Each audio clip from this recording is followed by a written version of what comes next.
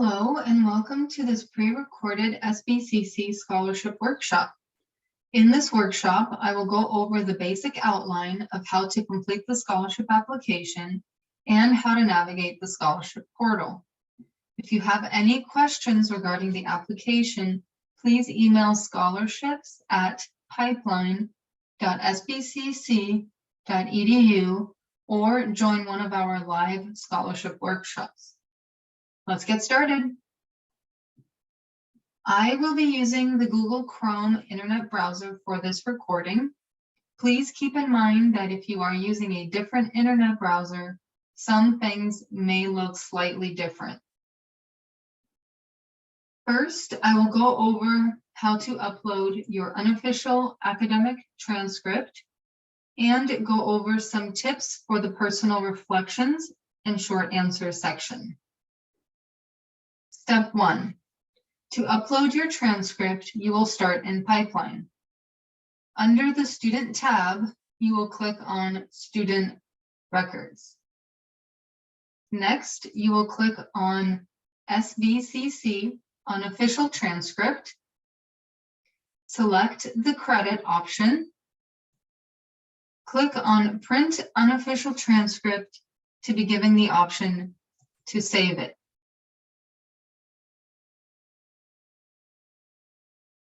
To save your unofficial transcript as a PDF, you will change the print destination by clicking the Change button. Under Destinations, select Save as PDF. It is very important not to select Adobe PDF, as this may cause problems. Select Save as PDF. You will now see that the blue Print button has now become a blue Save button. I recommend saving it on your desktop as it is an easy location to get to and you can delete it at a later time. But you can save it anywhere you want to on your computer. Once in the application, you will be asked to upload the PDF of your unofficial transcript. In the academic transcript section of the application, you will click on Choose File. This will allow you to locate your saved PDF of your unofficial transcript and upload it.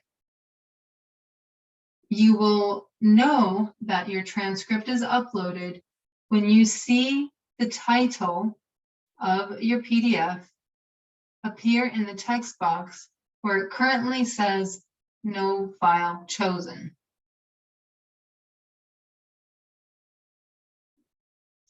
Now let's talk about the personal reflections and short answer section. There will be 3 topics. The first will ask about your background and any challenges you have faced or are currently facing. The second asks about your goals, personal, professional, and/or academic. The last one asks about your financial situation. There will be a separate section to provide actual income information. However, in this section, you can provide additional information if you choose to. Each section will have a 150-word maximum. I also recommend reading and revising your answers if you choose to.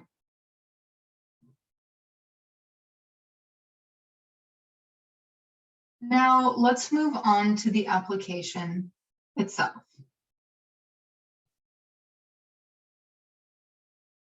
To find all information regarding scholarships at SBCC, please go to sbcc.edu/financial aid. From here, you will click on the menu in the upper left, scroll down, and select Scholarships SBCC. You will find important deadlines including when students will be notified about award selection, live scholarship workshop dates, the link to the scholarship application, and more.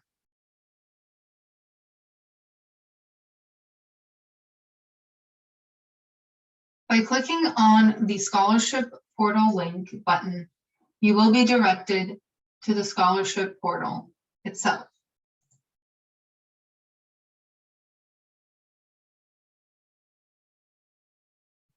From here, you can go straight into the application by clicking Apply Here, or you can browse the various scholarships available by clicking Scholarship Search. I'm going to click on Scholarship Search. At Scholarship Search, you can filter categories to show you the scholarships which meet that specific criteria. If you wanted to see scholarships that are available to these types of students, you would click on it and it would filter those scholarships available to students. You can do that for any of these different categories. To apply for scholarships in this section, in the scholarship search, click on the Apply Now button. You will be redirected to the main scholarship page, and then from here, you can click on Apply Here. You will be directed to the pipeline portal, to the pipeline login portal. You will log in using your SBCC pipeline username and password. If you have already signed into Pipeline, it may automatically log you into the scholarship portal. If you are a new student and you do not have a Pipeline login, you will need to create your Pipeline account by enrolling to the school.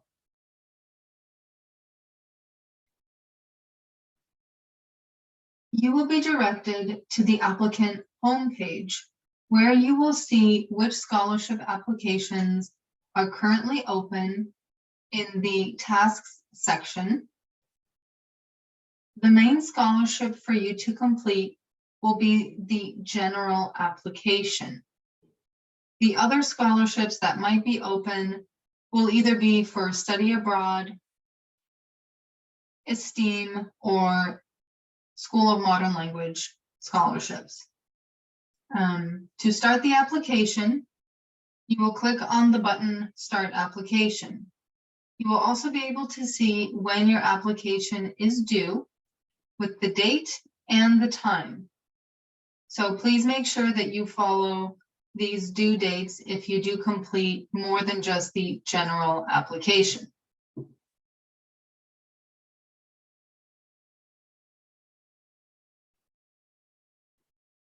This bar at the top will show you the progress as you complete your application. As you can see here, I'm just beginning the application, so only a small portion of it is green. But once I complete the application, it will be green to the end. Here, this section is information from Pipeline.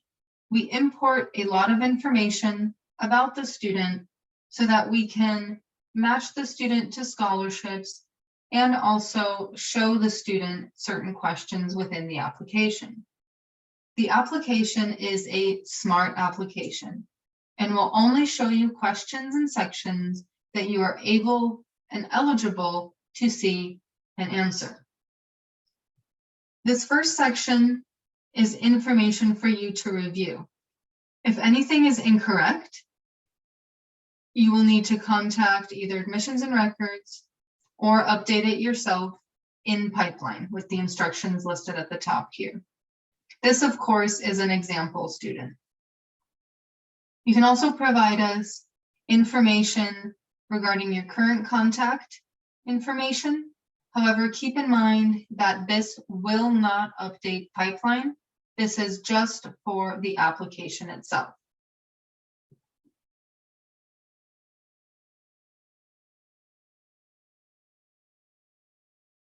So now I will go through the application.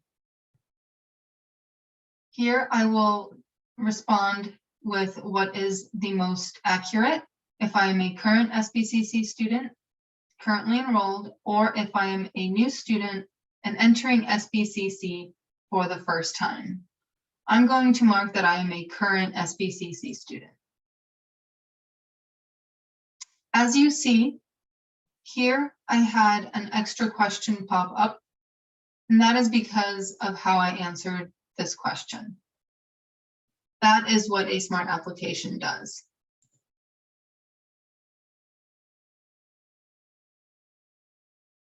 All right, so I'm just going to go through this application here.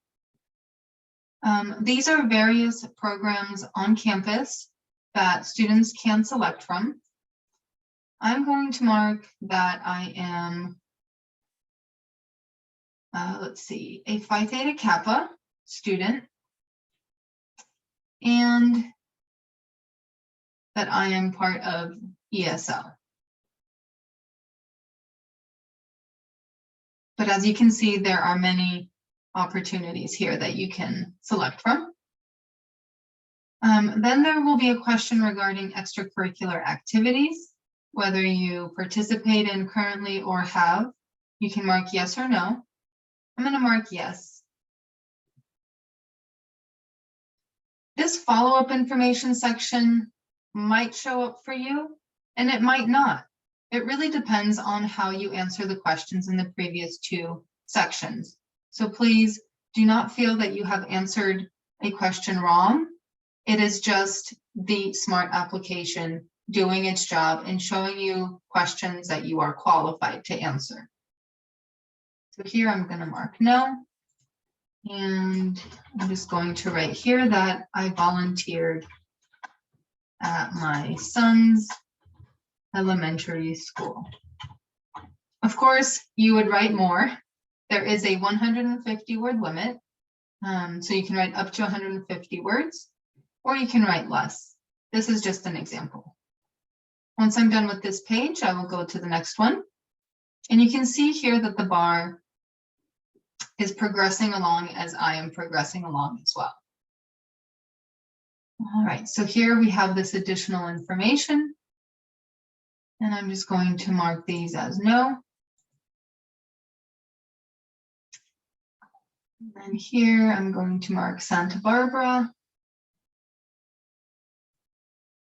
for both of these. Now, because these are two different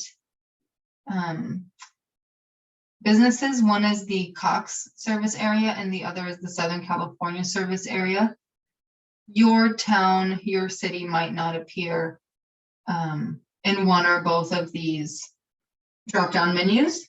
So you would just select that you live outside of that service area if it does not apply to you. Here's an option to see how the smart application works again.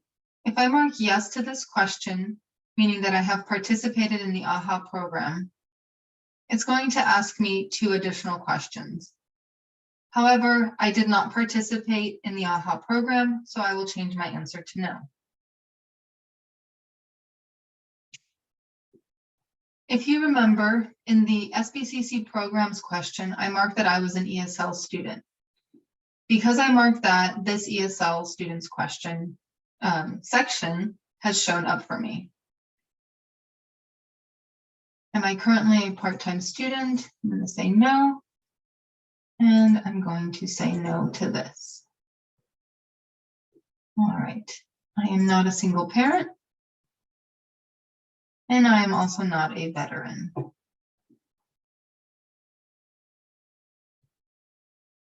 All right, here are the personal reflections short answer questions that I went over at the beginning of this recording. So here you'll be able to write 150 words for each of these sections. And this is your opportunity to tell us about yourself, regarding your background and any challenges, regarding what your goals are, and to tell us about your current financial situation and how a scholarship can help you. I'm just going to write sample as this is a sample application. And then down here, we went through the process of saving our transcript. So now I'm going to go ahead and upload it. I'm going to choose my file. And I'm going to go to desktop. And I saved it here as transcript. You can save it with whatever name you want. I like to save it as transcript. And you can see here that it is loading. And now it shows the file that I uploaded. If that loading does not disappear, please refresh your screen, or you can try logging out and logging back in. As you can see, I'm almost done with my application. I don't have too much to go. So let's see, languages. Am I studying French? I am not.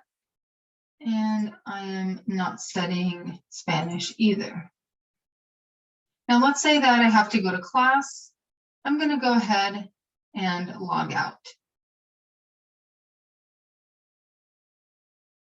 Or let's say that you did log out and then you log back in. You would go to the My Applications tab at the top. And it brings you to all of the applications that are available or that you might have started. However, this can be a bit confusing to students.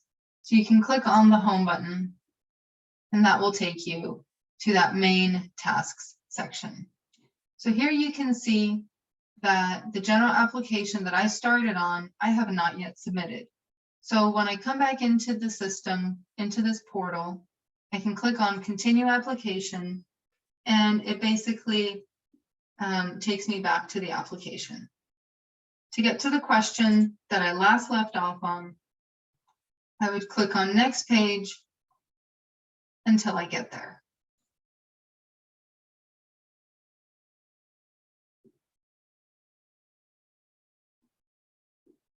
All right. Now the art portfolio acknowledgement, every student will see this question. If you are applying to the art scholarships, you must answer yes here to have the art portfolio application show up for you as a separate application to complete. To show you this, I'm going to click on yes. And then I will show you once I'm done with this application how to access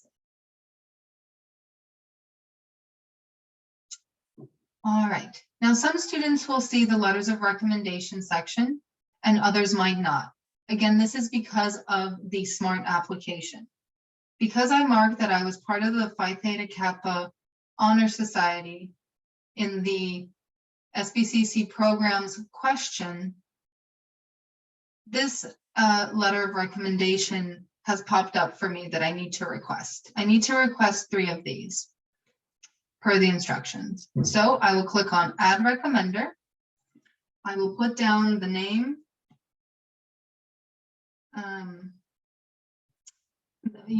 You put down the name of the faculty member you would like to write your letter of recommendation.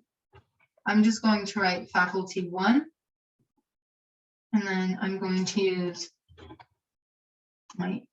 the scholarship email, scholarships at SBCC at Pipeline. And then you click on send email. Now this person will get the email, they'll get an email notification that you have requested them to write a letter of recommendation for you. It will let them know what the scholarship is for, but we also recommend that you reach out to your letter of recommendation faculty member so that they are aware that you will be reaching out to them. I will add 2 more, faculty 2.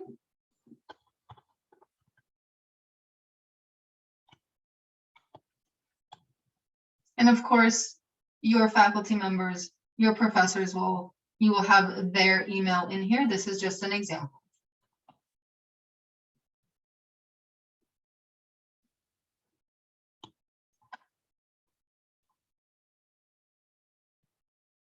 All right, and now I have my 3, and that add recommender has disappeared. If for any reason the faculty member, the professor cannot write you their letter of recommendation, you can withdraw, yes, and then you can add a new recommender. So I'm going to say new faculty 1, and of course that would be their name. And then here you can see that this person has been withdrawn and that this is your new person. It shows you when you submitted or when you sent the request for them to write the letter of recommendation, and it tells you when they have to submit it by. You can also send your faculty member or professor a reminder. This will just send them a reminder email that, hey, I asked if you could do this for me. This is just a reminder that it still has not yet been submitted. And then this last page is basically the acknowledgement when you submit your application. So you will be able to review your application right before you submit it. You will not be able to make any changes after you submit your application. So please make sure that you are submitting a complete application. Make sure to read all of this information. This is in English, and then the part at the bottom is in Spanish. It is the same information, and it's very important that you read it. So you're going to put your name, and you're going to put in the date. I'm filling out my application today, so I'm going to put down January 10th. And now I'm going to click Review and Submit.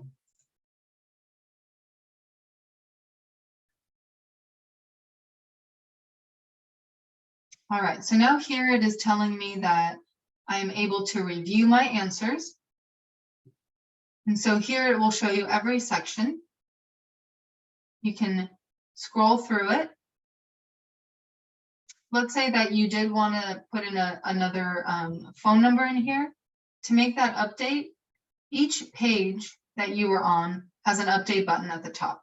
You would click that update button and it takes you to that page. I'm going to go ahead and put in a phone number. And then I'm going to go to next page. Unfortunately, you do have to click on next page to get to the end of the application. Once you make your update.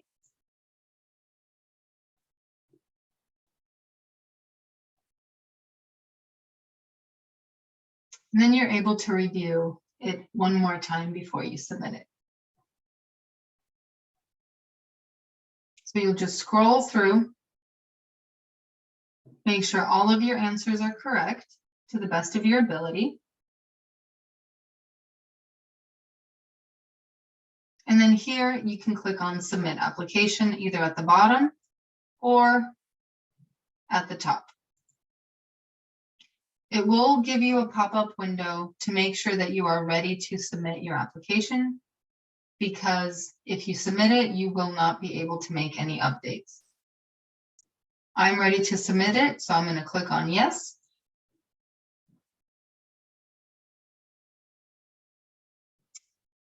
And then here you have a message telling you that you have successfully submitted the application.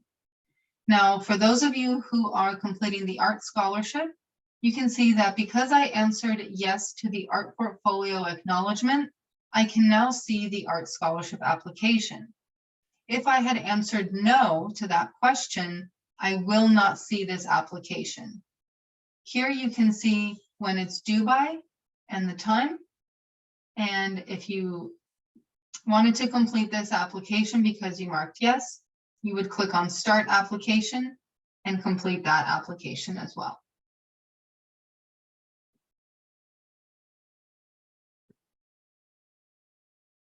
That concludes this recording. If you have any questions, please email scholarships@pipeline.sbcc.edu. Thank you and good luck applying.